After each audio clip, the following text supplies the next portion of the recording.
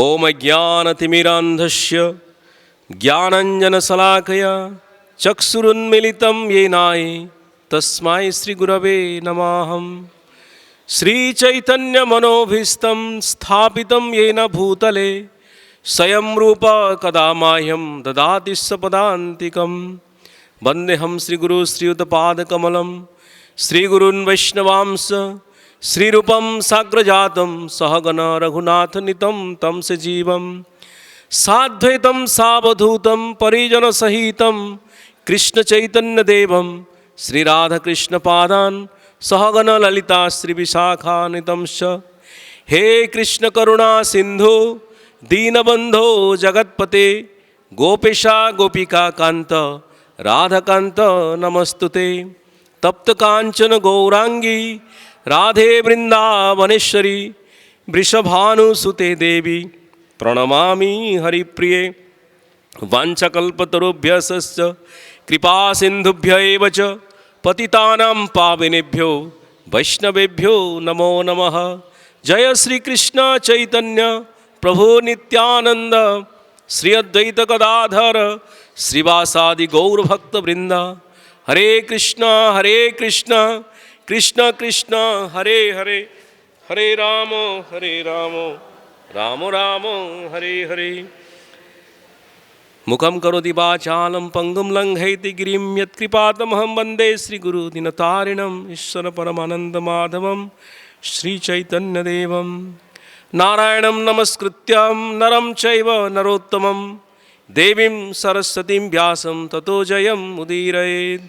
शृण्वन्तं सकथा कृष्ण पुण्यश्रवणकीर्तन हृदि अन्तस्तु हि अभद्राणि विधुनोति सुहृतं सतम। जय श्री प्रभुपाद। ओम नमो भगवते वासुदेवाय। ओम नमो भगवते वासुदेवाय। ओम नमो भगवते वासुदेवाय। Shrimad Bhagavatam canto 4 chapter 24-54। सो ये एक श्लोक पढ़ते हैं, उसके बाद मैं आज रुद्र गीता के बारे में बताऊंगा। कल कुछ लोग आप लोग थे, ओके, प्रभु जी थे आज। मेरे साथ दोहराइए। भवान भक्तिमात लभ्यो दुर्लभ सर्वदेहीनां स्वराज्यस्यापि अभिमता एकानेत्मानविद्गतिः। भवा भक्तिमात लभ्यो दुर्लभ सर्वदेहीनां स्वराज्यस्याप्यभिमता एकांतेनात्मविद्गतिः। तो इसका इंग्लिश में है मेरे पास अभी, तो ये पढ़ लेता हूँ। My dear Lord, the King in charge of the heavenly kingdom is also desirous of obtaining the ultimate goal of life, devotional service. Similarly, you are the ultimate destination of those who identify themselves with you, Aham Brahmasmi.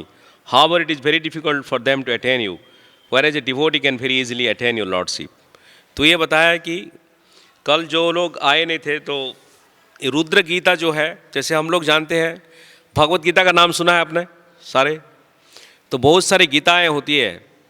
Bhagavad Gita है, भीष्म गीता है, गोपी गीत है, रुद्र गीता है, आइला गीता है, वेणु गीता है, भ्रमर गीता है, उद्धव गीता है, और ऐसे ही अनेक प्रकार की गीता है। उनसे प्रमुख है भगवत गीता, जो कि सारा विश्व में प्रसिद्ध है।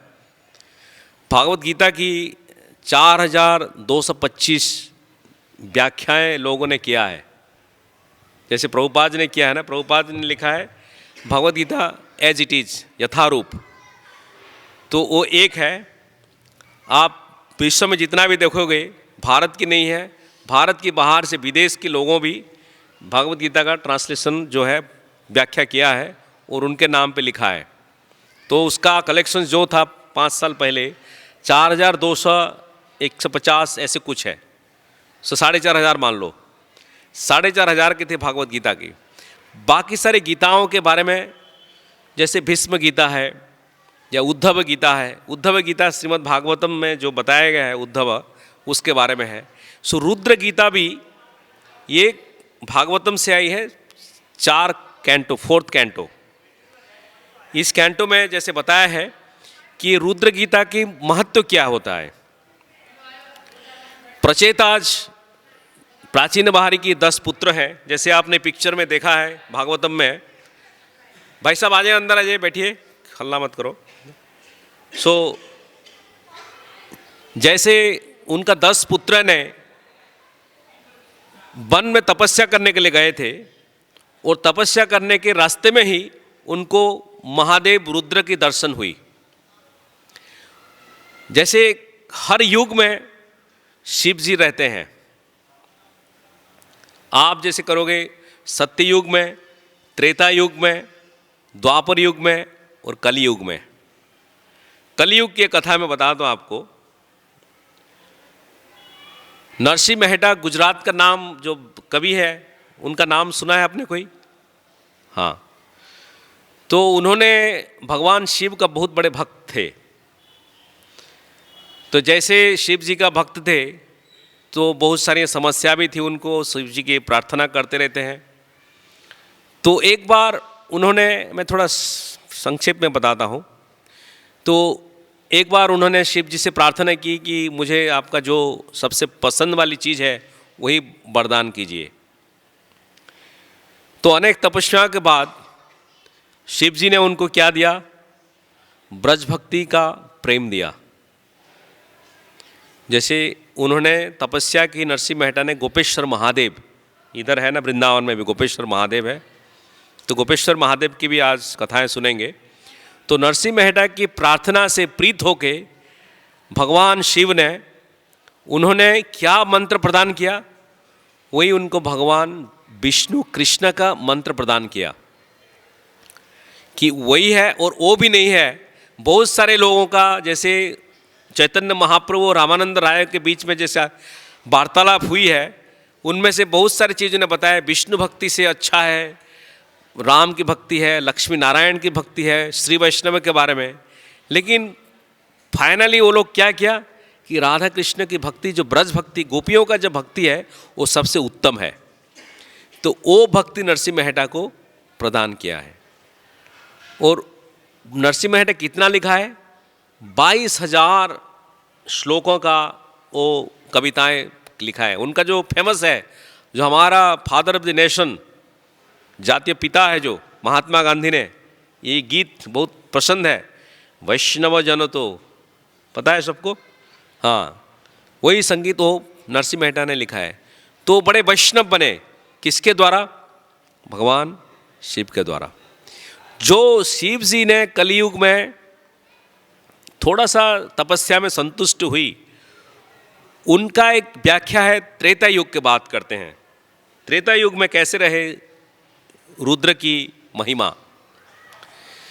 रावण को सबको पता है, रावण का माता जी जो है, उनका मदर, वो बहुत बड़े शिव भक्त थे। लेकिन उस समय, आजकल ज़माने में तो बहुत सारे शिवलिंग प्राप्त हो जाती है। तो रावण का जो मदर जी है, माता जी, वो क्या करते हैं, समुद्र में, लंका में उनका घर है, लंका समुद्र के किनारे है। वो समुद्र के किनारे पे जाके वो बालूत में शिवलिंग बनाते हैं, वो पूजा करते हैं। जैसे पूजा करती है रोज, समुंदर तो किसी को मानते नहीं है, कभी भी आके वो जैसे सैंड कैसल बनाते हैं बच्चे राइट, तो इसी हिसाब से वो बनाती रहती है। तो समुंदर का लहर आती है तो फिर वो लिंग गायब है। तो जैसे पूजा का अर्थ विधि होता है, भाई इंसेंस फ्लावर देना है, फूल देना है, तब वो लिंग गायब है। तो बहुत दिनों के बाद उनका मन में यह है कि मेरा बेटा तो रावण इतना बड़ा प्रतापशाली है। तो उनको पूछा कि बेटा, तो मम्मी आप थोड़ा दुखी लग रहे हो, क्यों?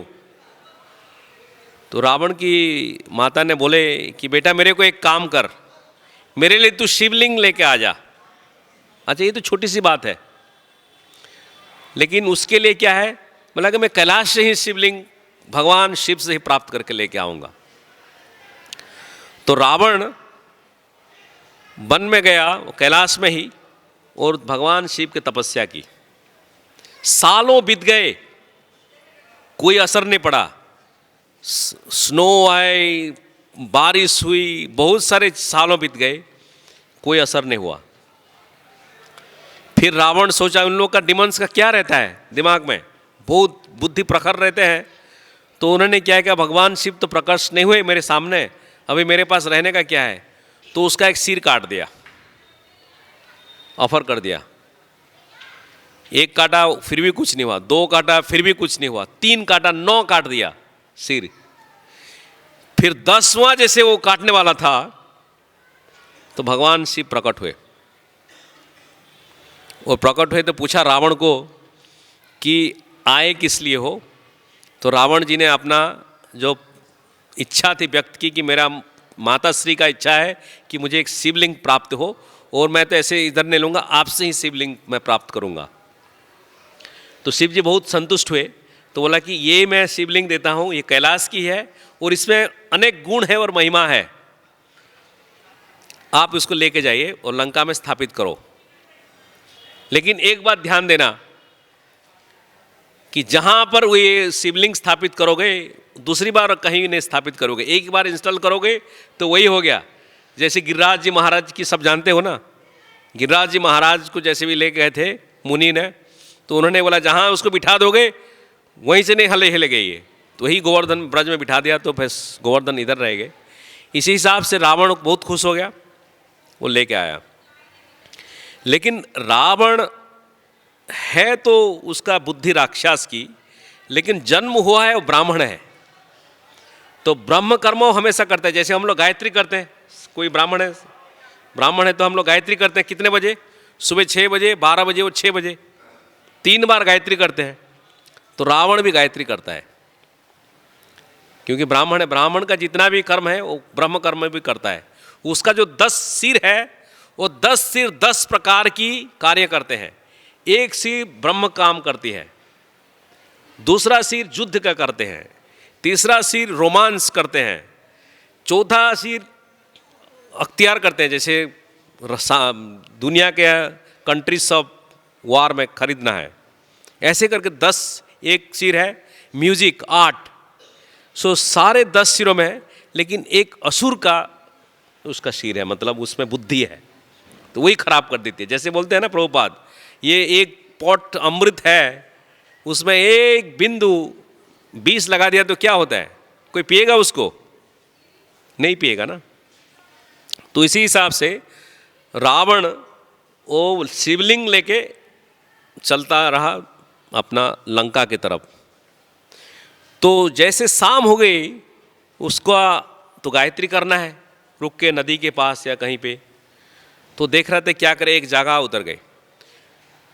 तो देवता लोगों के बड़े परेशानी है कि ये रावण अगर शिवलिंग इतना पोटेंशियल शिवलिंग पा गया, ऐसे ही वो पावरफुल है, शिवलिंग अगर लंका में लगा दिया तो और बड़े परेशानी की बात हो जाएगी। तो देवताओं में हमेशा ये रहता है, चिंता रहती है कि हमसे ज़्यादा तुम पावर मत जाना। जैसे हम लोग बोलते हैं कि भाई बुक डिस्ट्रीब्यूट करो, ज्ञान सबको दीजिए। एक बात मैं बताता हूँ इसी संदर्भ में, जैसे हवाई में प्रभुपाद जी महाराज जो थे, प्रभुपाद जी का एक शिष्य थी गोविंद दासी। तो उन्होंने जैसे एक बार प्रभुपाद जी ने बोला कि खाना मेरे लिए बनाने के लिए, वो बनाती थी, तो जैसे खाना बना के पका के लाई है, तो और एक उनके सहयोग वाली करने वाली वो आई पहुंची उधर। तो उन्होंने बताया कि आपने उनसे कुछ सीखा कि नहीं खाना बनाने वाली? बोला नहीं, गोविंद दासी तो मुझे कुछ सिखाया ही नहीं अभी तक। तो प्रभुपाद जी ने बुलाया, तो आपने कुछ सिखाया कि नहीं उनको, जो खाना बनाती हो मेरे लिए? ओह नहीं, मैंने सिखाया नहीं उनको। तो इसलिए प्रभुपाद जी ने एक चीज़ बोला कि जो हम ज्ञान आहरण करते हैं, अगर किसी को नहीं देते हैं तो ज़्यादा ईर्ष्या। थैंक यू प्रभु जी।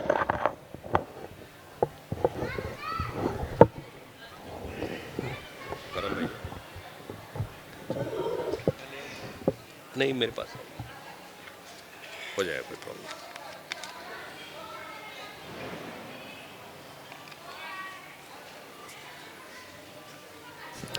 तो ज़्यादा हमको क्या है कि ज्ञान जितना वितरण करेंगे हमारा ईर्ष्या द्वेष से जो पॉइजन है ये सब निकल जाएगा। क्योंकि जैसे हम सोचेंगे कि मैं कुछ जानता हूँ, मेरे पास है, तो इसलिए हम लोग ज्ञान को वितरण करते हैं। देवता लोक में क्या है कि उनको शक्ति चाहिए, उनका स्वर्ग का कोई भी शक्ति है तो उनसे वो लोग द्वेष रहता है देवता और असुरों के बीच। तो इसलिए क्या करना चाहते हैं देवता लोग कि भैया रावण को रोको कि वो शिवलिंग ना पहुँचे लंका में। तो उन ये सब चीज़ में कौन आता है? गणेश जी को बोले भैया आप ही बड़े इंटेलिजेंट हो, आप जाके थोड़ा कुछ करो। तो जैसे रावण एक जगह रोकने वाला था, गणेश जी छोटा बच्चा बन गए, 5 साल का बच्चा है ना, 5 साल का बच्चा बन के उसके सामने आए। तो रावण बहुत खुश हो गया कि कोई मिला है। तो उसने बोला बेटा एक काम करना, तू 5 मिनट में गायत्री करूँगा ना, 5 मिनट तू उसको पकड़ ले, उसको तू पकड़ ले, मैं गायत्री करूँगा फटाक के, फिर तू जाना है। तो बोला कि ठीक है मेरे को दे दो, मैं लेकिन पकड़ नहीं सकता हूँ, अगर इतने हैवी है, कुछ हैवी नहीं है, ये पकड़ ले। जैसे रावण ने उसको दे दिया, 2.5 मिनट के बाद वो बच्चा चिल्लाने लग गया कि बड़ा हैवी है, जल्दी ले लो। तो रावण तो गायत्री कर रहा है, कुछ बोल नहीं सकता, लेकिन मन में रुक जा। जैसे आपको गायत्री करते हो ना, कोई आता है भैया उठ जाओ इधर, रुक जा यार, गायत्री खत्म होने दो, है कि नहीं? तो सबका वही है, वो भी ब्राह्मण ही है। तो उसने बोला थोड़ी देर रुक जा मेरे लिए, तो मन में बोल दिया। गणेश जी तो पता है उनको, दोबारा फिर बोला भारी बच्चा है, 5 साल का बच्चा जब बोलेगा आपने पकड़ा दोगे इतना बड़ा लोटा, पूरी का लोटा इतना पकड़ा दोगे 5 साल का बच्चा, 2 मिनट नीचे गिरा देगा, है कि नहीं? लेकिन वो बोल रहा कि हो गया जल्दी आओ, वो ऐसे हाथ हिला रहे। फिर तीसरी बार फिर बोला आ जाओ जल्दी। फिर जैसे रावण सुना नहीं, उसने क्या किया, उधर रख दिया, उधर रख दिया, उसका खत्म हुआ, जस्ट ही खत्म हुआ।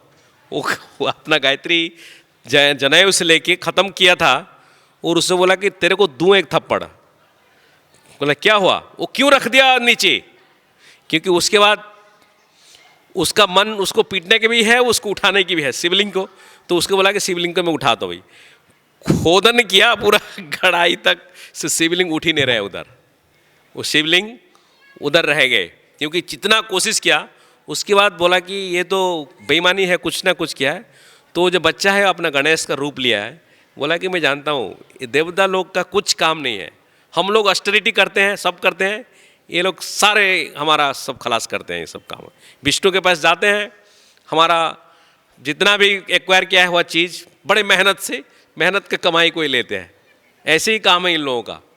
ऐसे गाली दिया, लेकिन बहुत ये क्या नहीं हो पाया, क्योंकि शिवलिंग का तो शिव जी का वही था वचन कि जहाँ पे तुम मेरा इंस्टॉल करोगे, मत रख दोगे गिरिराज गोवर्धन की तरह, भैया उधर उठ ही नहीं सकता है। तो वही है महाबलेश्वर, जो है अरबियन सी में है महाबलेश्वर, पता है ना? वहाँ जो शिवलिंग है वो बड़े प्रतापशाली शिवलिंग है, वो रावण का इंस्टॉलेशन शिवलिंग है, रावण का दिया हुआ। तो वही उधर से गया है। तो मेरे कहने का मतलब है कि हर युग में शिव जी प्रकट होके दिव्य ज्ञान प्रदान किया है भक्तों को एवं संतों को भी। जैसे सत्ययुग की बात है, सत्ययुग ने शिव जी ने प्रचेतास को ये रुद्र गीता के बारे में बताया। रुद्र गीता का जो चौथा कैंटो में 24 चैप्टर जो है, उसमें 40 श्लोका के ऊपर है, जो भगवान विष्णु के स्तुति में बताया। जैसे कुंती ने जैसे प्रेयर किया कि भगवान के बारे में, तो रुद्र ने यही साबित करना चाहते हैं कि भाई मेरे पास जो भी आए, मैं खुद विष्णु का ही भक्त हूँ। कल मैं जैसे बताया था, निम्नगानम यथा गंगा देवानम अच्युतम तथा वैष्णवानम यथा शंभु पुराणम इदम तथा। सारे नदियों में गंगा से बड़ी कोई है नहीं, सारी देवों में अच्युत भगवान कृष्ण से बड़े कोई नहीं है, और सारे वैष्णवों में शंभु मतलब शिव से बड़े वैष्णव कोई है नहीं, और सारे स्क्रिप्चर्स जितना भी देखते हो ग्रंथ है, वो श्रीमद् भागवतम से बड़े कोई नहीं है, ये ग्रंथराज है। तो यही बताया सुखदेव गोस्वामी ने। तो ये जो वैष्णव की यमराज ने भी जैसे बताते हैं शिव जी के बारे में, यमराज जब अजामिल को यमदूत ने लेके जाने वाले थे, तो यमराज अपने यमदूत को बताते हैं कि भैया देख, एक चीज़ याद रखना, स्वयंभू नारद शंभु प्रहलाद कुमार कपिल कुमार जनको प्रहलाद जनक भीष्म बलिर बयासखिम भयम। ये कुमार कपिल जनक भीष्म स्वयंभू शंभु ब्रह्मा नारद बलि बयासखी एंड ये 12 जन का एंड यमराज, भयम मीन्स मैं, ये 12 महाजन है, उनमें शंभु भी एक है, मतलब शिव जी भी एक महाजन है। महाजन ये नो गण पंथा। सो ये महाजन के जो भी है, जिसका शरण में जाते हैं, उनको कभी भी आप मेरे सामने मत लाओ। जैसे उपाख्यान है मार्कंडेय मुनि का, आप जानते होंगे मार्कंडेय मुनि भगवान शिव जी का जैसे दर्शन करते हैं। मार्कंडेय मुनि का 7 दिन का वर प्राप्त हुई थी कि 7 दिन हो उसका जन्म में, 7 दिन में रह सकते हैं, 7 दिन में वो मर जाएंगे। तो यमराज जैसे आए यमदूत के साथ, तो उन्होंने, ये है जगन्नाथपुरी में मार्कंडेश्वर है, और जगन्नाथपुरी में मार्कंड सरोवर भी है, जहाँ पे मार्कंड भगवान शिव जी प्रकट हुए थे स्वयं, जहाँ पर जगन्नाथपुरी में। तो वही मार्कंड मुनि जब प्रेयर करते हैं तो उनका दिल में जो आता है, भगवान शिव का जो दर्शन होता है उसमें बताया है कि त्रिशूल के साथ, डमरू के साथ उनका सांप और 10 हाथ है। आप तो देखते हैं भगवान शिव का कितना रहते हैं, 2 रहते हैं, राइट। जैसे कृष्ण का 2 है तो ये 2 है, लेकिन मार्कंड मुनि जब भागवतम में जब बताया है 10 हाथ होते हैं, और उसमें क्या क्या रहते हैं, उनका त्रिशूल है, एरोज है, एंड फूल है, बहुत सारे चीज़ों हाथों में पकड़ रखे हैं। तो ऐसे शिव जी का भी 3 प्रकार के रूप होते हैं। ऐसे प्रचेताज के साथ जैसे रुद्र गीता में बताया, तो उनका सुवर्ण वर्ण गौरांग वर्ण था, जैसे तप्त कांचन गौरांग है ना, ऐसे वर्ण था। जैसे आपने नीलकंठ के था,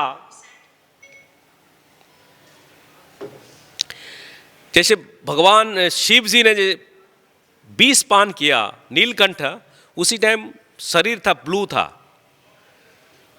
एंड आप अमरनाथ केदारनाथ में जाते हो तो शरीर क्या है, सफ़ेद है।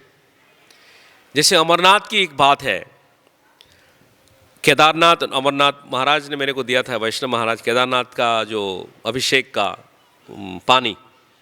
और अमरनाथ जो है, अमरनाथ कथाएं में भगवान शिव और पार्वती के बीच में, पार्वती जानना चाहते कि अमर कथा क्या है, जैसे ये भागवतम की कथा है।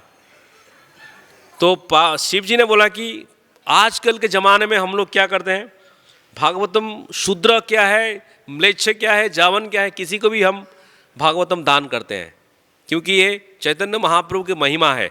जारे देखो तारे को कृष्ण उपदेश, किसी को भी आप देख सकते हो रास्ते में, कहीं पे भी आप शास्त्र का दान कर सकते हो, यही क्षमता है। लेकिन ज़माने में, पुराने ज़माने में ऐसी कोई ऐसी बात नहीं थी। जैसे कथाएं हैं रामायण में कि एक शूद्र ने, अयोध्या में एक शूद्र ने वेद पाठ किया। जैसे वेद पाठ किया ना, तो उन्होंने शास्त्र का पाठ किया, क्योंकि शास्त्र का सम्मति नहीं था त्रेता युग में। ब्राह्मण ही, कल जैसे भक्ति पुरुषोत्तम महाराज बता रहे थे, ब्राह्मणों का ही अधिकार है वेद पाठ, वेद ज्ञान करने के लिए। जैसे शूद्र ने ही उसको श्रवण किया, स्मरण किया और पाठ किया, तो ये तो खराब ही होगा। तो भगवान रामचंद्र गए, जैसे वो ऊपर लटका कर पाठ करा था, उसको काट दिया ही, क्योंकि वो क्षत्रिय है, कोई भी धर्म का खिलाफ नहीं जा सकते हैं उसी इलाके में।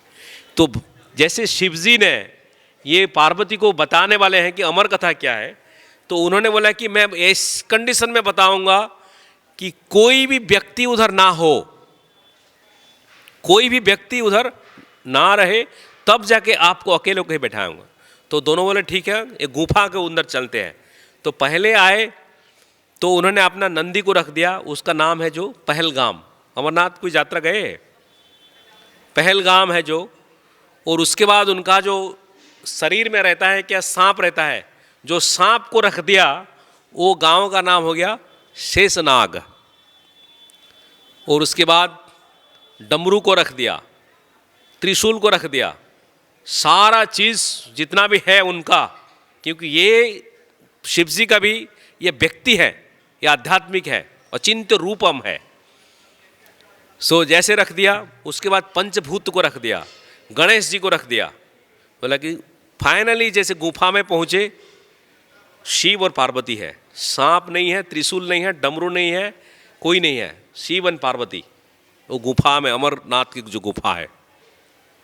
और कालाग्नि का जो अग्नि है, अग्नि प्रयोग करके चारों तरफ से कोई भी जीव है सब भस्म हो जाएंगे।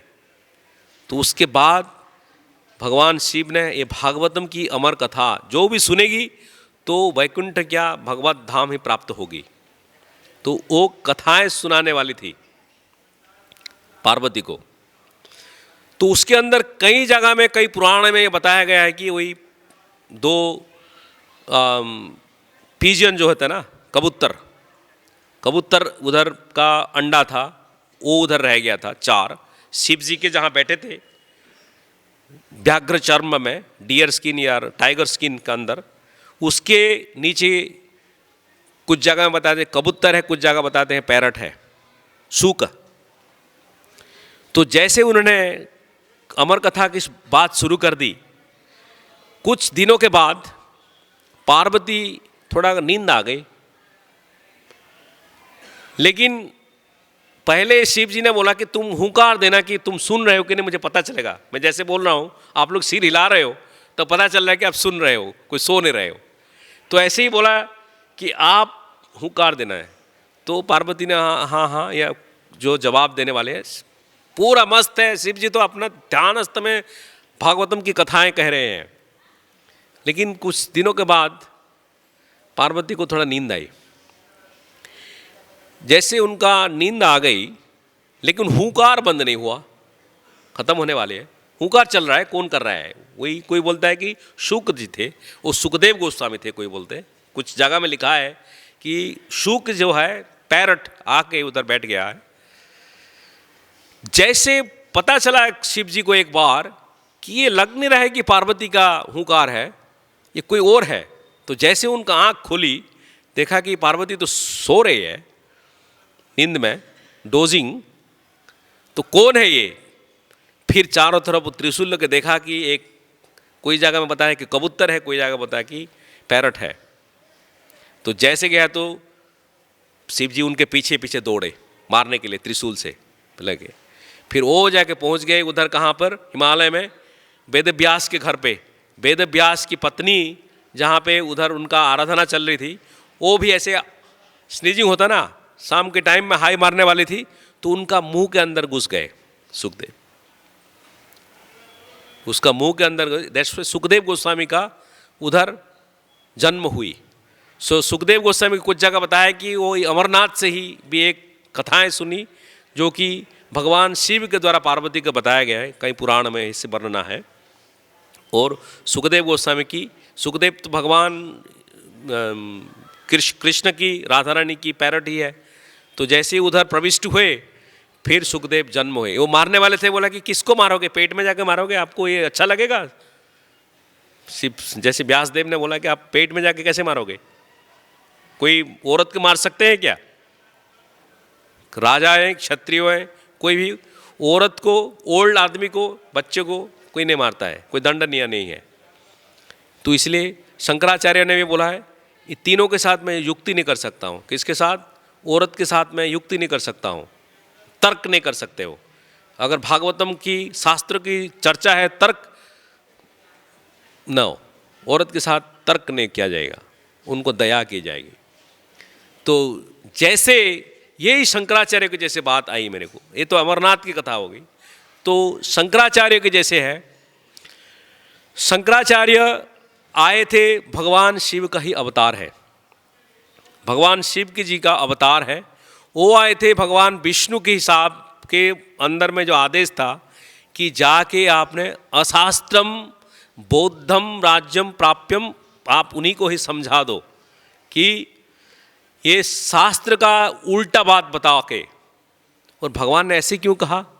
क्योंकि लोग बुद्धिज्म में जाके, बुद्धिज्म का क्या मेन प्रिंसिपल्स क्या है? अहिंसा परम धर्म। वेद का चल रहा था उसी टाइम, किलिंग चल रहा था बलि के प्रथा में, फिर अहिंसा परम धर्म आया, फिर उसको खतरनाक करने के लिए फिर वेदों का इधर उधर कर रहे हैं, फिर शंकराचार्य आए। शंकराचार्य का वही मतलब था कि वेद का नाम को लेके वेद को ही मारना है। मतलब भगवान के बारे में पढ़ के कृष्ण भगवत गीता में वो भगवान को ही गाली देना है। अरे वे भगवान ने खुद बता रहे हैं कि अहम सर्वस्व प्रभो मत्त सर्व प्रवर्तते इति मत्त भजन्ते माम बुद्ध भाव समन्वित। मैं सबका प्रभु हूँ, लेकिन शंकराचार्य बोला कि वही हम जो बोल रहे हो ना वो आप हो। उन्होंने गड़बड़ कर दिया। शंकराचार्य ने क्या बोला? वो अहम आप ही हो, आप ही परम ब्रह्म हो। तो जैसे वो डोर बंद कर दीजिए थोड़ा। तो जैसे जैसे ये बात हुई तो हर चीज़ में भगवान की जो वाणी की वो अलग कर दिया शंकराचार्य। और उनका ये मतलब नहीं था, क्योंकि शंकराचार्य भगवान विष्णु के कहने पर ही ये काम किया है। तो इसलिए शंकराचार्य जो लोग हम लोग का होता है त्रिदंडी सन्यासी, मन वाणी और शरीर भगवान को समर्पित है। वो लोग का एक दंडी होता है। एक दंडी मतलब हम एक है, आत्मा और परमात्मा में कोई प्रभेद नहीं है। मैं जो हूँ परमात्मा वही है, मैं परमात्मा हूँ। जैसे भगवान चैतन्य महाप्रभु जैसे थे तो उनको भी साक्षात बोलते हैं नारायणम नारायणम नमो, मीन्स आप नारायण। चैतन्य महाप्रभु तो नारायण है, लेकिन आप दोनों बात करोगे नारायण नमो, मीन्स आप भी नारायण हो मैं भी नारायण हूँ, आप भी नारायण हो मैं भी नारायण हूँ। तो भैया तो नारायण क्या है? दरिद्र नारायण भी उसी में कॉन्सेप्ट में आ गया। तो जैसे चैतन्य महाप्रभु जैसे ऐसे सुनते हैं तो कान बंद कर देते हैं, कृष्णमतिरस्तु कृष्णमतिरस्तु, क्योंकि वो भगवान कृष्ण के शरण में मैं आऊँ, भगवान कृष्ण के चरण में आऊँ, क्योंकि चैतन्य महाप्रभु का वही इच्छा थी। जैसे उन्होंने शुरू किया तो शंकराचार्य ने तो एक के बाद उन्होंने कन्वर्ट हुआ है। लेकिन चैतन्य महाप्रभु के शंकराचार्य के सबका खंडन करके अपना अचिंत्य भेद अभेद तत्व का प्रचलन किया, कुछ हरे कृष्णा महामंत्र का। लेकिन मेरा कहने का मतलब है ये कलियुग में, सत्ययुग में, त्रेता युग में, द्वापर युग में भगवान शिव का हमेशा महिमा गौरव रहता है। जैसे आपने मैं बताया त्रेता युग में रावण के साथ कैसे रहा, कलियुग में नरसिंह मेहता के साथ कैसे रहा, द्वापर युग में भगवान शिव का भी अनेक महिमा है। जैसे द्वापर युग में शिव जी जैसे पहुँचे कि शिव जी का इच्छा थी कि उन्होंने भी गोपी रासलीला में पार्टिसिपेट करना था। तो भगवान शिव जी बड़े मुश्किल से पहुँचे कि कैसे वो रासलीला में जाके शामिल हुए। भगवान के रासलीला में किसी का भी आदेश नहीं है, किसी का भी अलाउ नहीं है, परमिशन नहीं है। तो शिव जी ने वृंदा देवी की तरफ से होके अपना ड्रेस चेंज करके गोपी बन के, क्योंकि कोई पुरुष का अलाउ नहीं है, आ नहीं सकता है कोई पुरुष, तो उन्होंने गोपी धारण किया और आए रासलीला में। तो उनका था क्या है, उनका नाम हो गया था त्रिनयनी गोपी और नयनी गोपी। त्रिनयनी मतलब एक और नयन है, बिकॉज उनका थर्ड आई है। तो जैसे थर्ड आई है तो त्रिनयनी होके गोपी होके बन के आ गए। तो कुछ घंटों के बाद कृष्णा को थोड़ा गड़बड़ लगा कि कुछ तो कोई प्रवेश हुआ है। जैसे चैतन्य महाप्रभु हरिनाम कीर्तन करते थे श्रीवास पंडित आंगन में, एक बार एक ब्राह्मण ने आ गया था, श्रीवास पंडित ने उनको अलाउ किया था, अंदर अनुमति दे दी थी, लेकिन वो ब्राह्मण थोड़ा गड़बड़ है। तो श्रीवास चैतन्य महाप्रभु बोले आज तो मुझे कुछ आनंद नहीं आ रहा है, कुछ तो गड़बड़ है। तो पता चला कि कोई है, क्योंकि जिसका अवस्था उत्तम पोजीशन में आए नहीं है वो अंदर चले जाएगा तो महाप्रभु को गड़बड़ लगेगा। कॉन्फिडेंशियल पास टाइम से ये बहुत गुह्यतम लीला है। तो जैसे वो नयनी त्रिनयनी उधर थे, भगवान कृष्ण तो परमात्मा है, हर चीज़ हर कुछ दे सकते हैं। तो कोई पूछा कि गोपी लोग किसी का जजमेंट नहीं करते हैं, गोपियों किसी का जजमेंट नहीं करते कि भाई आप बड़े हो, छोटे हो, मोटी हो, कोटी हो। जैसे हम लोग सोचते हैं ना, हम लोग जजमेंट करते हैं, जेब में जिसका पैसा है थोड़ा भाई मालिश करते हैं उसको, जो बड़ा है साधु है उसको थोड़ा और ज़्यादा करते हैं, बाकी जो लोग छोटे मोटे हैं उसको थोड़ा दूर दूर मारते हैं कि नहीं तारे भैया पिछड़। लेकिन गोपियों में ऐसे नहीं रहता है, मैं सबसे पीछे हूँ, मैं सबसे नीचे हूँ, ऐसे भाव रहता है। और उन्होंने किसी ने भी कोई जजमेंट नहीं करता है कि ये कोई नया आ गया तो हम लोग क्या होता है, कोई नया आएगा तो उसको उठा के फेंक देते हैं, भाई तू बाहर का आदमी है, हम ब्रह्मचारी बने हैं इधर 25 साल से हैं, अपना ही है इलाका है ये। जैसे आप जानते हो ना इधर बंदरों का, कोई दूसरा बंदर दूसरा गली में गया तो पूरा काट पापा मारते हैं, कुत्ता ऐसे आता है वो भी मारते हैं, सब किसी का टेरिटरी रहता है कि नहीं। बंदरों का है, कुत्तों का टेरिटरी रहता है। गांव में जाते हो ना तो एक कुत्ता दूसरा जगह पे गया पूरा भोंक भोंक के उसको फेंक देते हैं इधर, तो अपना इलाके में नहीं आने का है, तो वो पूरा टेरिटरी बनाया है। कुत्ते का एक पता है कि नहीं, वो मूत का अपना टेरिटरी बनाता है, इससे मूत देता है इधर, ये मेरा है, ब्रह्मा बनता है वो। इसी हिसाब से ये जीवात्मा के ये दशाएं हैं, ये मन के दशाएं हैं, हम लोग ऐसे ही प्रकाश करते हैं। लेकिन गोपी तो शुद्ध भक्त है, ये जैसे शिव जी ने त्रिनयनी करके आ गए हैं तो सारे आदर कर चुके हैं कि ये नया है, कोई बोला कि ये नया है, ठीक है। लेकिन जब कृष्ण के पास आ गए तो कृष्ण तो भगवान कृष्ण परमात्मा है, हर किसी को जानते हैं, हर किसी के हृदय में है। तो जैसे देखा ये नया कुछ है, नया मुर्गा आया है, तो भगवान कृष्ण ने बड़े हंसे, बहुत हंसे, बोला कि अच्छा बहुत अच्छा हुआ है, पान खिलाओ आज मुझे। तो जैसे उनका वार्तालाप हुई तो उन्होंने बोला कि आपका स्वयं रूप प्रकट करो, कितना देर तक रह सकते हो भोलेनाथ। तो कृष्ण ने शुरू किया, तो कितना देर तक रह सकते हो भोलेनाथ आप ये गोपियों के भी, आपका इच्छा है मेरे संग प्राप्ति करने के लिए ये माधुर्य रस में, ठीक है वो इच्छा को तो मैं पूरी करता हूँ, लेकिन आपका रूप प्रकट करो। तो भोलेनाथ उधर रूप प्रकट किया, सारे गोपी और स्तुति करने लगे भोलेनाथ की, महादेव की।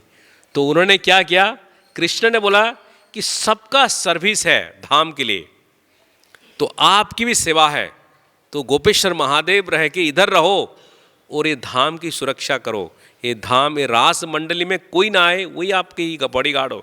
जैसे वृंदा देवी बॉडी गार्ड रहते हैं ना, वृंदा देवी के बिना परमिशंस के अंदर रास में ही प्रवेश नहीं होता है। इसी हिसाब से हम लोगों को बचाने के लिए, हम लोगों को प्रिवेंशंस करने के लिए गोपेश्वर महादेव की इधर स्थापना हुई है।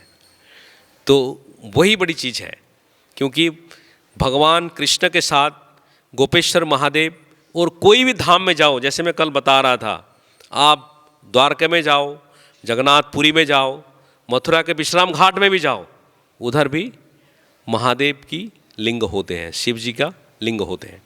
जैसे जगन्नाथपुरी में एक कथाएं हैं कि आप जानते हो जगन्नाथपुरी महाप्रसादम खाए हैं सारे लोग, सब ने खाए, जरूर खाए होंगे। तो जगन्नाथपुरी महाप्रसादम का 5 प्रकार के लिंग होते हैं अंदर।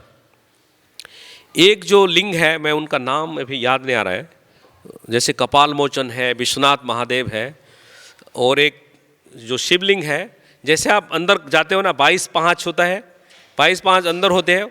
और गणेश जी मूर्ति देखा होंगे, गणेश जी का बट गणेश जो है उसके साइड में और एक छोटा सा लिंग है, महामृत्युंजय लिंग है, मुझे याद नहीं आ रहा है उसका नाम।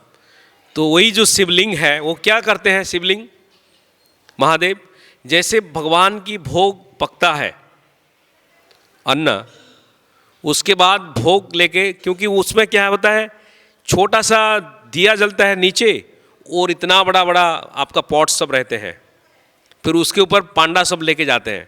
जैसे पांडा लोग लेके जाते हैं तो कभी कभी क्या होता है, कुछ जगह में थोड़ा वो बॉयल नहीं होता है ऐसे राइस, उसमें क्या करते हैं, महादेव जी ने जो चीज़ नहीं हुआ है थोड़ा बहुत, तो उनका काम है वो पूरा कोमल करना है, क्योंकि जगन्नाथ जी का भोग जो लगेगा वो पूरा स्वादिष्ट होना है। कोई भी चीज़ आधा कच्चा रहेगा राइस अच्छा लगेगा क्या? भोग देख सकते हो? तो जैसे अगर छोटा मोटा कुछ, एक नहीं बहुत नहीं होता है, अगर कुछ होता है तो शिवलिंग का वही काम है कि ये सब चीज़ को गर्म कर, क्योंकि वो अग्नि भी है शिवलिंग का, वो फायर भी निकाल सकते हैं। तो वो चीज़ गर्म करके जितना भी राइस में थोड़ा बहुत इधर उधर होगा तो उधर सारा कोमल करके जगन्नाथ जी का भोग में जाएगा। तो वही शिव जी है। और उनका बीबी है, कौन है? बिमला जी है। बिमला मतलब दुर्गा भी है, और पार्वती भी है, और सती भी है, और कात्यायनी भी है, और बहुत सारे नाम में जाने जाते हो। सो ये बिमला जी को, जैसे जगन्नाथ जी को पहले प्रसाद भोग लगते हैं, जगन्नाथ जी हमारे इधर क्या लगता है भोग, जैसे सारा विश्व में जितना भी टेम्पल्स है, आप कितना बनाते हो? 5000 पूरी बनाते हो, मान लो 5000 पूरी में आप कृष्ण बलराम को कितना पूरी देते हो? 10 पूरी। राधा श्याम को 10 पूरी, गौर निताय को 10 पूरी देते हो। लेकिन 5000 पूरी खाते हैं क्या? लेकिन जगन्नाथपुरी में ऐसे नहीं होता है। 5000 पूरी बनाए तो 5000 ही पूरी खाएंगे, एक भी दाना आउट नहीं। इसलिए महाप्रसाद, सारा महाप्रसाद होता है। आपने अगर 1 क्विंटल का बनाया, 1 टन चावल, वही टोटल खाएंगे जगन्नाथ, एक भी दाना बाहर नहीं जाएगा।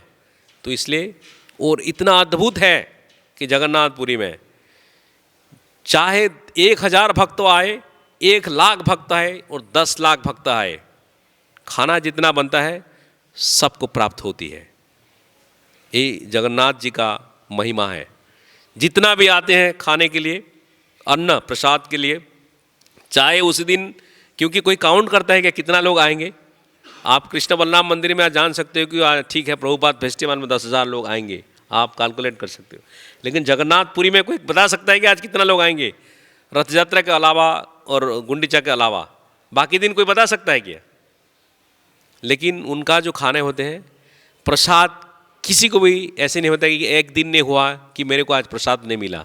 ऐसे चींटी भी नहीं बोल सकता है, आदमी भी नहीं बोल सकता है, वो कुत्ता भी नहीं बोल सकता है। सबको जगन्नाथ जी के प्रसाद मिलते हैं। आज 50,000 लोग आए, 50 लाख लोग आए, प्रसाद वही बनता है, और कभी प्रसाद खराब भी नहीं होता है।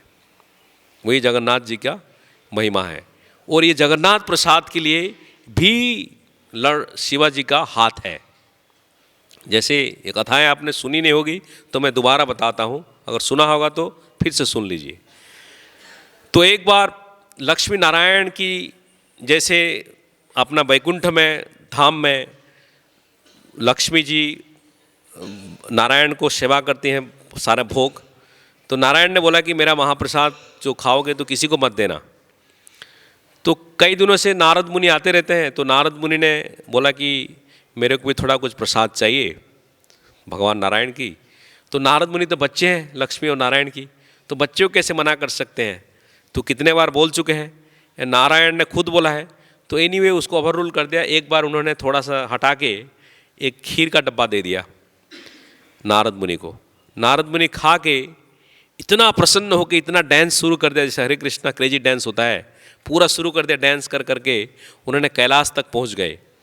जैसे पहुंच गए कैलाश में, तो उधर जैसे पहुंचे तो शिव जी ने आश्चर्य हो गया कि नारद मुनि को हो क्या गया, ड्रग्स लिया क्या कुछ? नहीं नहीं, ये प्रसाद मिला है, आज नारायण से मिला है, तो मैं इसलिए आया हूँ।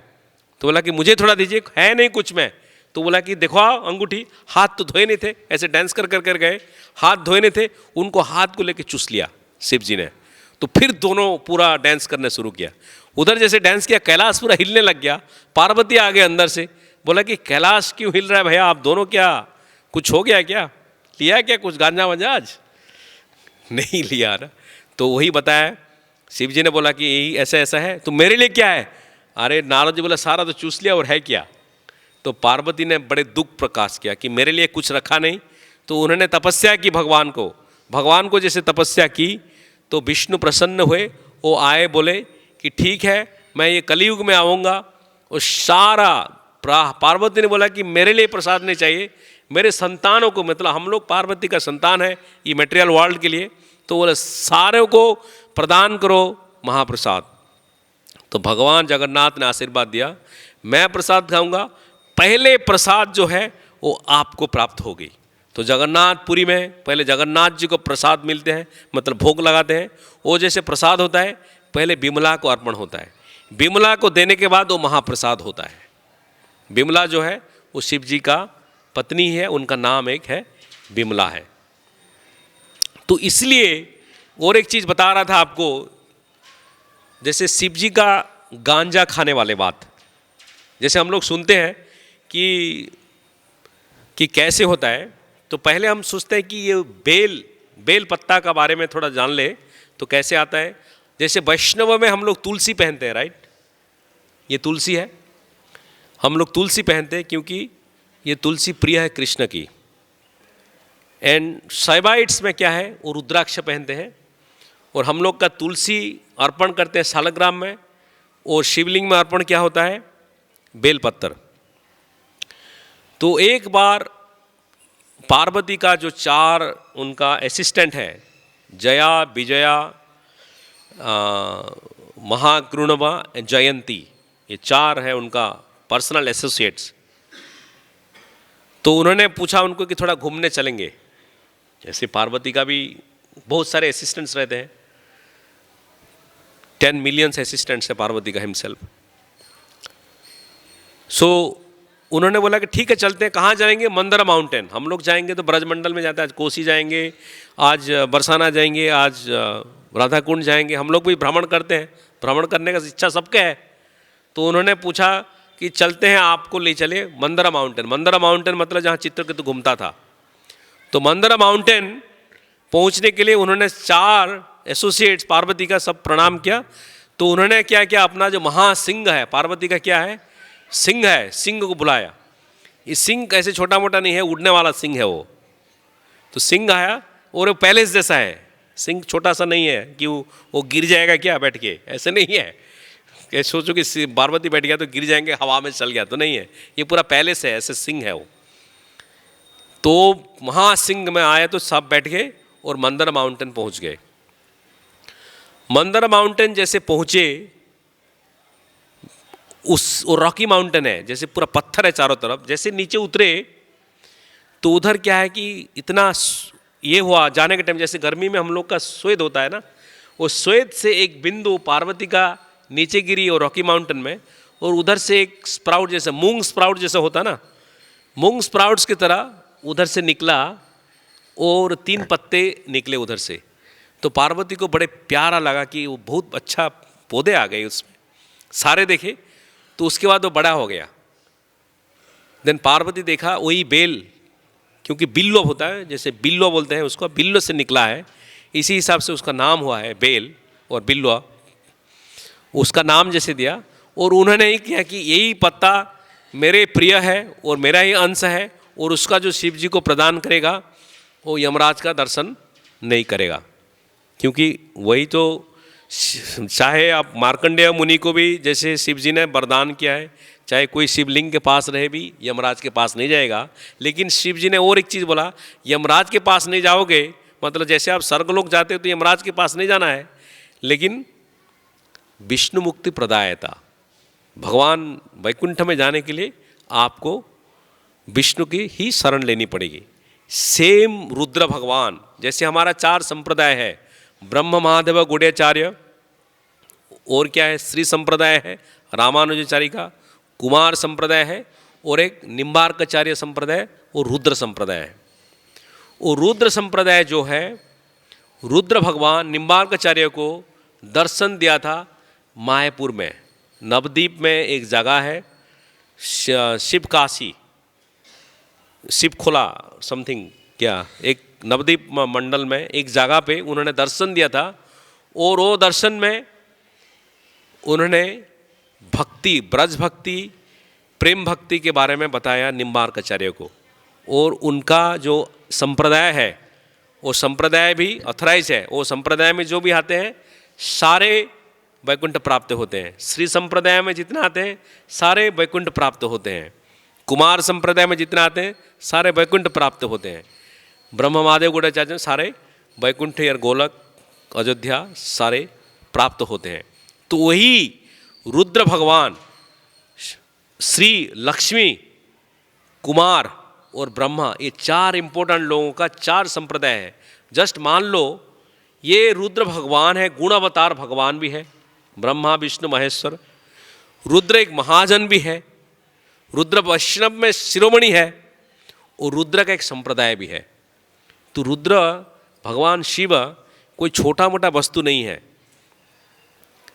जैसे भगवान शिव का कोई छोटा मोटा वस्तु नहीं है। ब्रह्मा, जैसे मैंने बताया था कि ब्रह्मा इस जगत की मालिक है, एक है, लेकिन हजारों कोटि, जगदंड कोटि, ब्रह्म संहिता ने बताया कि एक नहीं है, हजार हजार कोटि कोटि अंडा जैसे जगदंड में है, लेकिन हर चीज़ में शिव जी रहते हैं। ब्रह्मा अलग अलग है, लेकिन यही शिव एक ही है। तो शिव जी बहुत पावरफुल है ब्रह्मा से भी, लेकिन इस जगत में वो ब्रह्मा का, शिव जी का पिता ब्रह्मा होते हैं हर जगत में।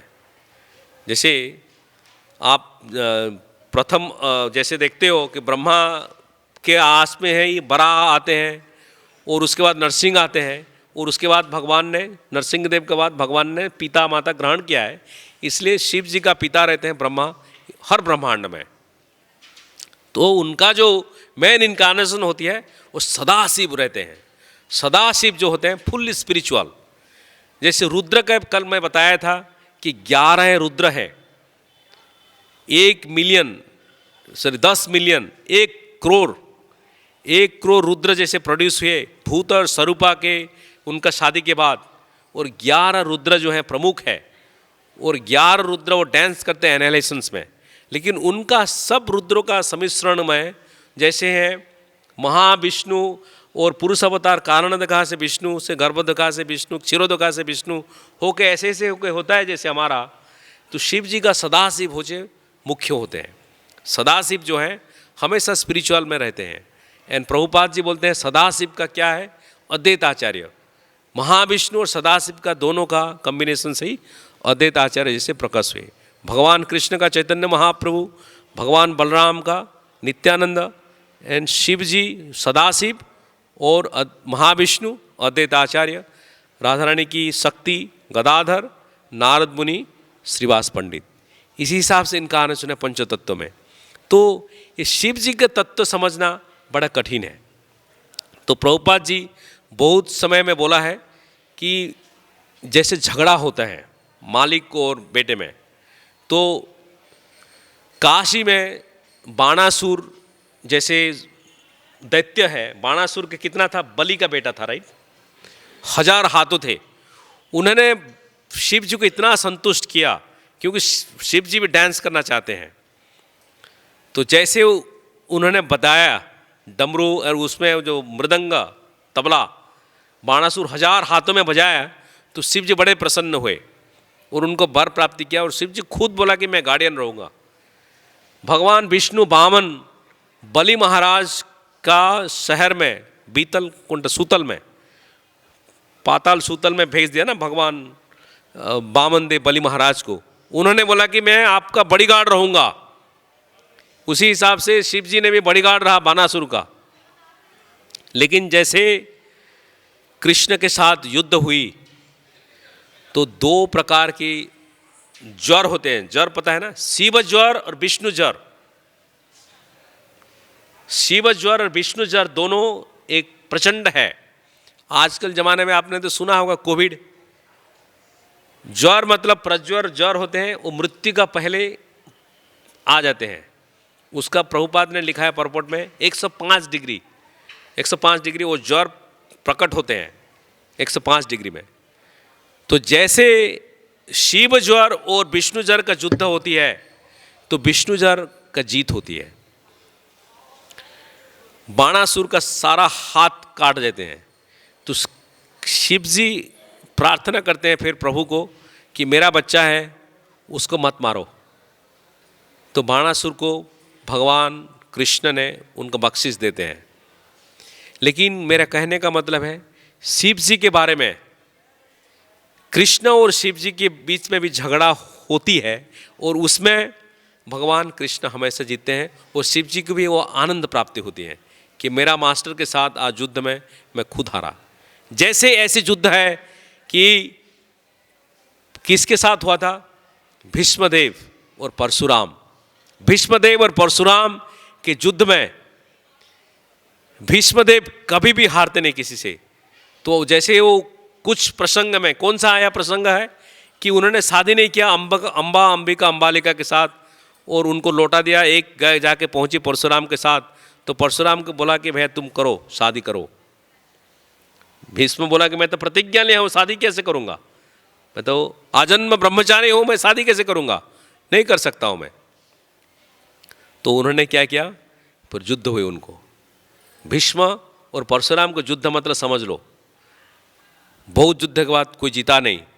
फिर बाद में परशुराम प्रीत हुए भीष्म के ऊपर, फिर वरदान किया। तो वही ऐसे ही कृष्ण और शिव जी के अनेक प्रकार के युद्ध हुई है। जैसे आप बालाजी मंदिर में भी जाते हो तो ब्रह्मा विष्णु महेश्वर ये तीनों भी आते हैं।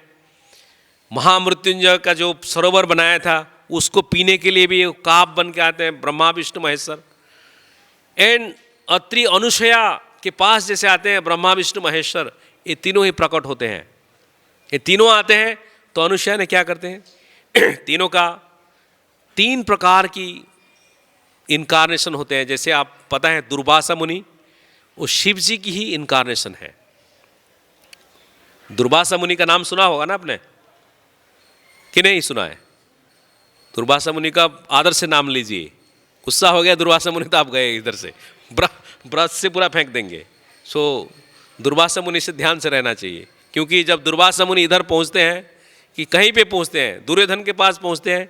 दुर्योधन दुर्वासा मुनि को इन्वाइट किया तो बहुत सेवा किया, बड़े खुद ही जाके सफाई करता था, पोछा लगाता था, बड़े सेवा किया दुर्योधन ने। उसका एक ही मकसद था कि वो पांडवों को हैरान में डालने के लिए। तो जैसे दुर्वासा बहुत खुश हो गया, बोला कि तुम्हारा कार्य से मैं बहुत संतुष्ट हूँ, क्या वर चाहिए?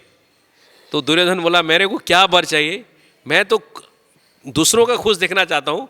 आप मेरे पास जैसे आके मेरा सेवा प्राप्त की, आप पांडवों के पास भी जाइए, थोड़ा सेवा प्राप्त कीजिए। तो दुर्वासा मुनि बोला कि यही बात है, मैं जाऊँगा। तो उन्होंने पांडवों के पास गए। 60,000 उनका शिष्य थे, 60,000 शिष्यों के साथ तो पांडवों के पास पहुँचे। पांडव तो वनवास में थे, उनके पास क्या मिलेगा, छोटा सा भी नहीं मिलेगा। लेकिन सूर्यदेव की आशीर्वाद से उनको मिला था अक्षय पात्र, सिल्वर का अक्षय पात्र मिला था द्रौपदी को, तो अक्षय पात्र था। जैसे दुर्वासा मुनि पहुँचे थे, उन्होंने क्या था कि अगर द्रौपदी ने खा लिया तो अक्षय पात्र काम नहीं करेगा उस दिन, तो द्रौपदी ने खा चुकी थी। जैसे पहुँचे उन्होंने दुर्वासा मुनि, तो युधिष्ठिर महाराज बोले ठीक है आप जाके वो नदी में नहा धो के आ जाइए, हम प्रसादम प्रस्तुत करते हैं। दुर्वासा मुनि गए। युधिष्ठिर तो पहुँच गया, ये तो अभिशाप आज मिलेगा ही, क्योंकि दुर्वासा मुनि आशीर्वाद और अभिशाप दोनों देते हैं, न्यूट्रल नहीं है। आप बोलते हैं ना मैं वोट ए या बी, वोट न्यूट्रल नहीं है, पड़ेगा तो पड़ेगा चपट, नहीं तो पड़ेगा आपको आशीर्वाद। तो सबका युधिष्ठिर महाराज, भीम तो बड़ा दौड़ा पानी कर रहा था, मेरे को अभी कुछ ना कुछ लगेगा। तो उसी बीच में द्रौपदी क्या करती है, हमेशा प्रेयर करती है गोविंद के बीच। तो द्रौपदी ने प्रेयर शुरू कर दिया भगवान कृष्ण। कृष्ण तो हमेशा इनके पास में रहते हैं, हृदय में रहते हैं। तो कृष्ण कहाँ है, द्वारपा में कहीं पे भी है, तो पहुँच गए उधर। जैसे देखा कि द्रौपदी का यही है अवस्था, तो उन्होंने पहुँचा। तो क्या चाहिए, दुर्वासा मुनि ने आया है और ऐसे ऐसे किया है, तो कैसे हम बचाओ हमको। तो बोला कि ठीक है तुम्हारा अक्षय पात्र लाओ। कुछ भी नहीं है, मैं सब कुछ खा चुका। अरे लाओ। तो फिर एक दाना था, तो उन्होंने बोला कि मैं ले लिया। यस्मिन तुष्टे जगत तुष्टे, भगवान कृष्ण संतुष्ट हुआ। जैसे कृष्ण भगवान की सुदामा की जो चुराए चावल का थोड़ा लेके आया था, वो खाया थोड़ा सा और थोड़ा खाया, उसके बाद लक्ष्मी रुक्मिणी ने रोक दिया, प्रभु आप तो एक बार खाते तो पूरा संतुष्ट हो जाते हो, वो इतना ही आपका आशीर्वाद मिलेगा कि कलन नहीं कर सकते हो। दोबारा खाओ, तीसरी बार खाओगे तो क्या मिलेगा, और हम कलना नहीं कर सकते हैं। तो इसलिए प्रभु जी को रोक दिया रुक्मिणी ने। तो यही एक दाना खाया, तो उसके बाद वो लोग नहा रहे थे और उनका ढकार आने लग गया, दुर्वासा मुनि वो लोग। वो उधर से बोला कि अभी तो यार फूल हो गया हमारा, इतना भूख था अभी तो फूल हो गया, करे क्या। पहले कि युधिष्ठिर बोला, भीम को बोला जाओ भीम बुलाओ उनको। भीम जाके पहुंचा, प्रभु दुर्वासा जी आपका खाना तैयार है, आ जाइए। ये लोग जैसे ही भीम को देखा सारे दौड़े भाग गए। ऐसे भगवान की इच्छा। लेकिन ये दुर्वासा मुनि, ये जैसे दत्तात्रेय है भगवान विष्णु के अवतार में आए हैं, दुर्वासा आए हैं भगवान शिव जी के अवतार में। क्योंकि जहाँ जहाँ देखोगे बहुत सारे कथाएं हैं दुर्वासा की, आप देखोगे राधा रानी की पास भी आई थी दुर्वासा मुनि। जैसे इधर दुर्वासा मुनि ब्रज में आए थे, ब्रज में आए तो राधा रानी ने बहुत ही अच्छा, सारा गोपियों ने दुर्वासा मुनि की बड़ी सेवा की, खाना वाना बनाया, अच्छा बनाया।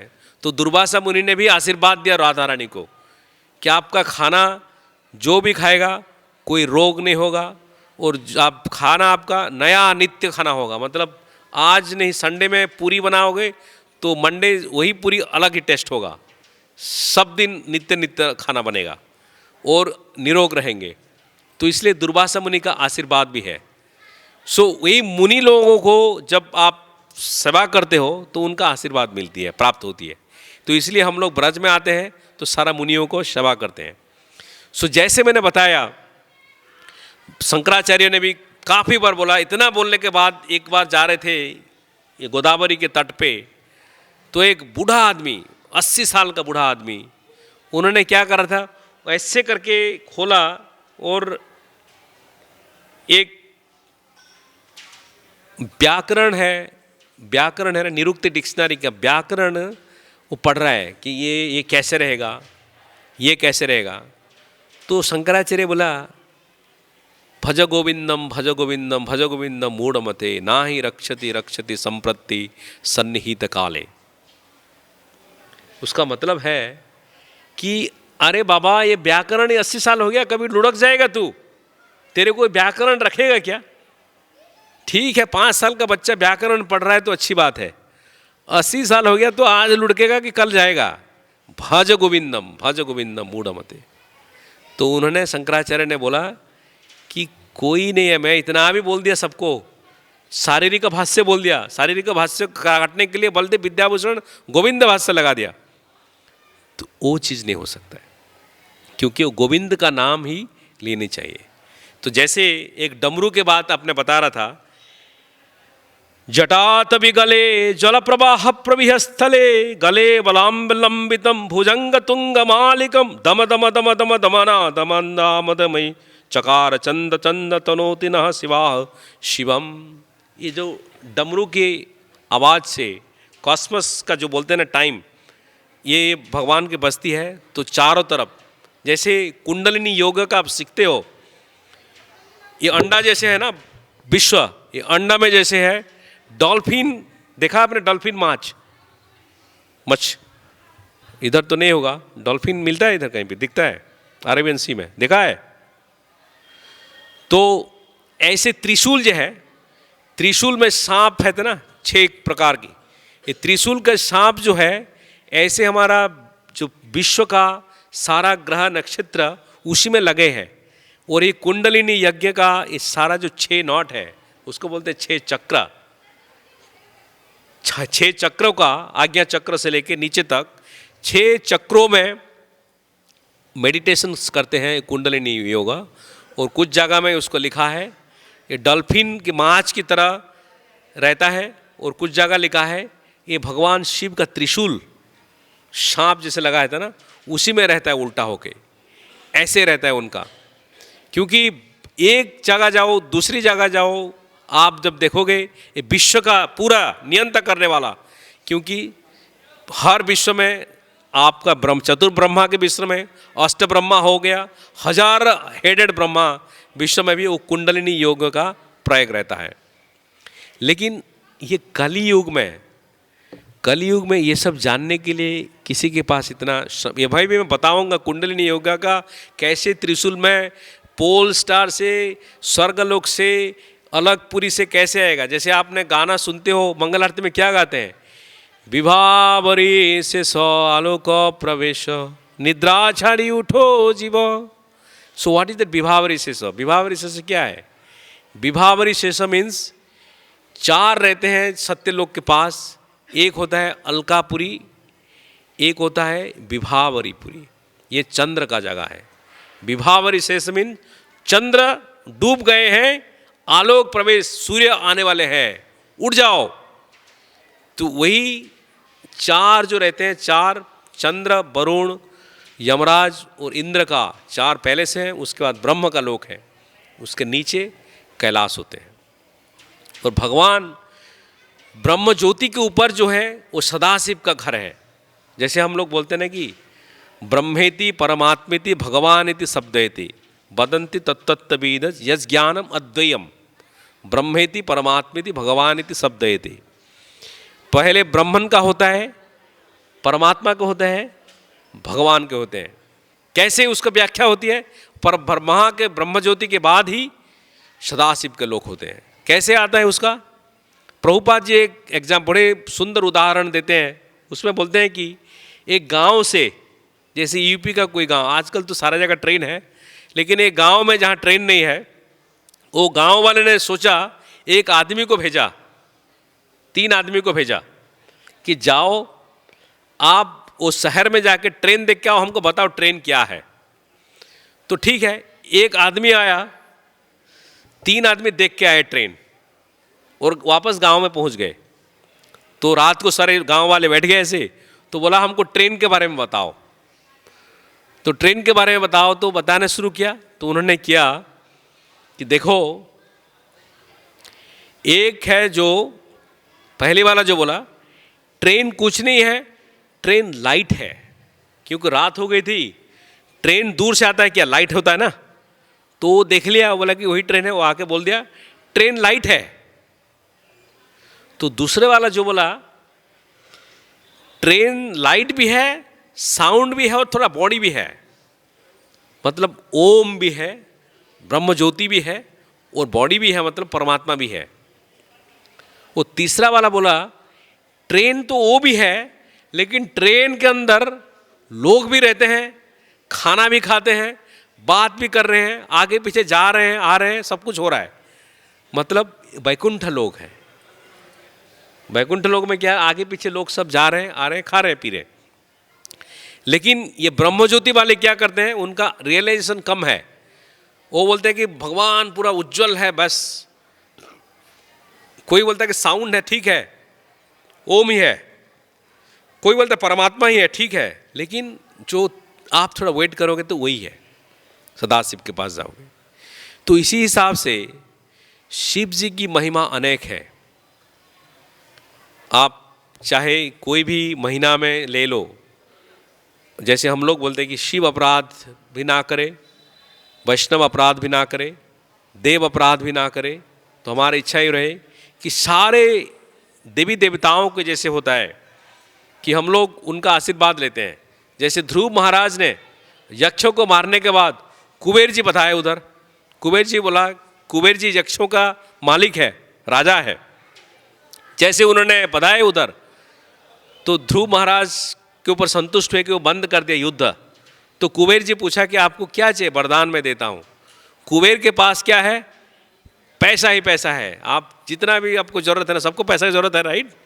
कुबेर के पास जाओ तो आप कुछ भी बोल दो, लिख दो, ब्लैंक चेक आप लिख दो, कुछ भी लिख सकते हो। $1 बिलियन, $5 बिलियन, हर चीज़ उधर लिख सकते हो। तो ध्रुव महाराज ने क्या मांगा कुबेर जी को? बोला कि ध्रुव महाराज बोल सकते हैं, भैया मैं तो स्वयं विष्णु को देखने वाला आदमी हूँ, मुझे क्या चाहिए, आप तो देवता हो, मुझे क्या चाहिए आपसे, कुछ नहीं चाहिए, जय हिंद। लेकिन ध्रुव महाराज ने बोला कि मुझे यही आशीर्वाद दो कि मुझे भगवान के प्रति भक्ति रहे, अमूल्य अनमोल भक्ति रहे, यही चाहिए। तो उन्होंने दोबारा बार बार वही पूछा कुबेर को। तो हम लोग का वही प्रार्थना रहे, चाहे किसी को भी हम देखें, कहीं पे भी मिल जाए, by mistakes, by accident, by divine arrangement, whatsoever, कहीं पे भी कैसे भी जाए, आप उनसे वही प्रार्थना होनी चाहिए। चाहे इंद्र से मिले, चाहे चंद्र से मिले, चाहे सूर्यदेव को भी सुबह देख लिया, दर्शन किया, सूर्यदेव व्रत भक्ति मुझे प्रदान करे, आप आगे जाए, गोपेश्वर महादेव को देख लिया, दर्शन किया, गोपेश्वर महादेव आप जैसे गोपी भाव से भगवान कृष्ण के पास जाने की प्रयत्न किया, उसी हिसाब से मुझे भी वही इच्छा प्राप्ति हो कि मैं भी ब्रज भक्ति प्राप्त करूं आपके द्वारा। तो हर कोई भगवान का जो ये लोग पार्षद हैं, ये देवी देवता भी भक्त हैं, भगवान के भक्त हैं। चाहे आप दुर्गा के पास जाओ, जैसे गोपियों ने कात्यायनी व्रत की पालन की कार्तिक के बाद 1 महीना, और कात्यायनी व्रत के पालन करने का उनका क्या ऑब्जेक्टिव था कि भगवान कृष्ण को प्राप्त करें, भगवान कृष्ण के प्रेम प्राप्त करें, उनका वर मिले वही। तो उन्होंने कात्यायनी के पास जाने क्या है, भगवान कृष्ण को खुद सान्निध्य पा रहे हैं, खुद करें, कृष्ण को क्यों नहीं किए? कृष्ण वही चाहते हैं कि दूसरों से आप मुझे प्राप्त करो। तो इसीलिए हम राधा रानी को ही कोशिश करते हैं कि खुश करने के लिए, राधा रानी को खुश करने के बाद ही हमको कृष्ण प्रेम प्राप्ति होती है। उसी हिसाब से हमको कोई भी व्यक्ति जो भी मिल जाए छोड़ना नहीं चाहिए। आप सबसे भी हमको ये विनती है कि भैया, एक प्रभुपाद जी बोलते हैं कि जब आप किसी के साथ बैठते हो साथ में, यही सोचो कि शायद वो आपके साथ में नारद मुनि बैठे हैं। उसी हिसाब से आप उनको रेस्पेक्ट देना चाहिए, उसी हिसाब से सोचना चाहिए दिमाग में कि मेरे साथ जो बैठा है, अरे भाई हट यार, थोड़ा इधर हट, थोड़ा आगे हटो, ऐसे भावना नहीं रहनी चाहिए। हमको वैष्णव में ये भावना चाहिए कि मेरे साथ बैठा है, चाहे कोई नारद मुनि ना बैठे हैं, क्योंकि नारद मुनि बैठे हैं तो हमको क्या देख सकते हैं? प्रेम भक्ति। वो कोई कुछ नहीं देख सकता, नारद मुनि प्रेम भक्ति ही दे सकते हैं। तो इसी हिसाब से वही प्रयास करनी चाहिए कि ऐसे भगवान की भक्ति हमें प्राप्त हो। क्योंकि ये जो गीता है, रुद्र गीता की जो बात मैं बताया था आपको, ये बुक्स अभी रासबेरी लाल्स जो बुक स्टॉल है उधर अवेलेबल होगा। अभी तो अमेजन और बार्न्स एंड नोबल इस सारे चीज़ों में मिलते हैं। एक श्लोक में पढ़ता हूँ उसका, या इमाम श्रद्धा युक्तो मद्गीताम भगवत स्तवम अधियानो दुराध्यावम हरिम आराध्यतो असोहो। तो ये बोलते हैं कि जो लोग भी उसका पढ़ेगा, ये रुद्र गीता सुबह उठ के 3 बार पढ़ लिया तो उसको भागवत भक्ति प्राप्त होगी। जैसे उन्होंने बताया, My dear sons of the king, the prayers I have recited to you are meant for pleasing the Supreme Personality Godhead, the Super Soul. I advise you to recite these prayers, which are as effective as great austerities. In this way, when you are mature, your life will be successful and you will certainly achieve all your desired objective without fail. तो उन्होंने बोला, whoever sings this song sung by me can please the Supreme Personality Godhead. Such a devotee being fixed in the Lord's devotional service can acquire whatever he wants from the Supreme Lord. तो इन्होंने बोला कि जो रुद्र गीता को सुबह उठ के दोहराएगी, कितना श्लोक है?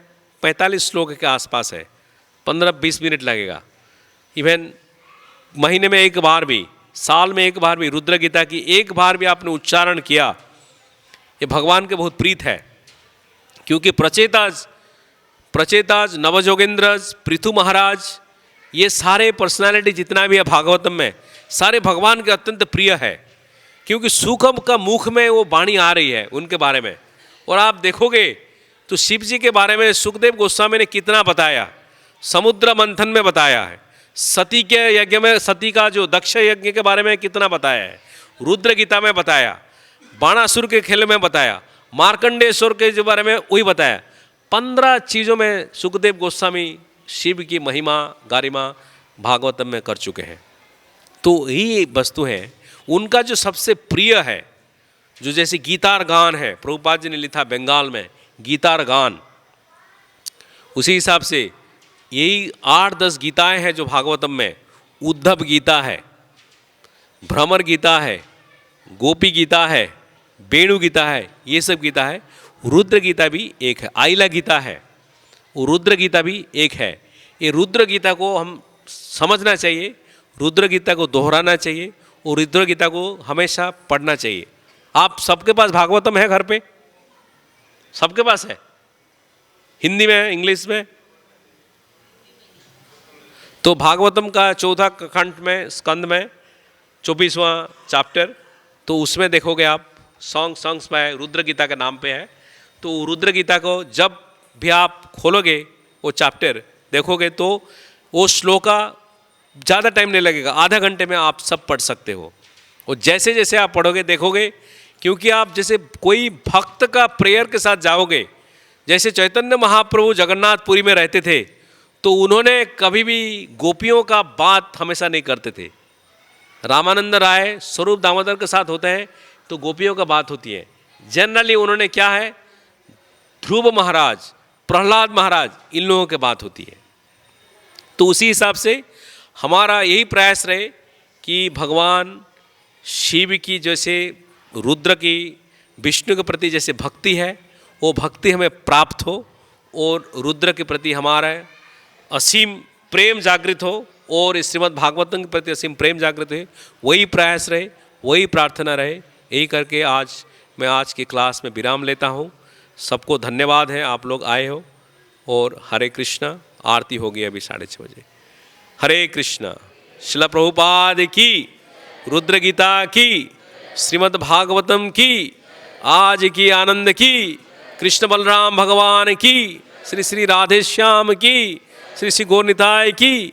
गौर प्रेमानंदे, गौर प्रेमानंदे, निताय गौर हरि बोल, हरि बोल।